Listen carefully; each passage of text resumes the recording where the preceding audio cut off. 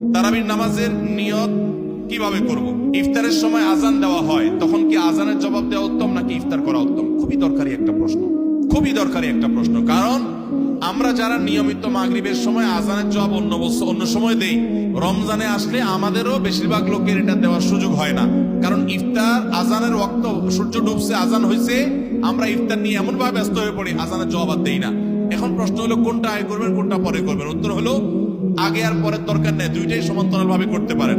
বিসমিল্লাহ বলে আপনি আল্লাহু আকবার, আল্লাহু আকবার, যদি টাইম মতো আজান হয়ে গেল, আপনি ইফতার করলেন, ইফতার করে আপনি আল্লাহু আকবার, আল্লাহু আকবার আজানের জবাব দেন, খেতে থাকেন আর ফাঁকে ফাঁকে জবাব দিয়ে দেন। জবাব দেওয়ার সময় আপনি খেতে পারবেন না, একদম চুপচাপ বসে জবাব দিতে এমন কোনো কথা নাই তো। খাওয়ার ফাঁকে ফাঁকে একটু ব্রেক দিয়ে দিয়ে আপনি আজানের জবাব দিয়ে দেন, তাহলে দুইটা একসাথে হয়ে যেতে পারে। আমরা অনেকে এটা করি না, এটা করা উচিত আমাদের। রমজানে কখন দোয়া করলে দোয়া কবুল হয়? রমজানে দোয়া কখন কবুল হয়?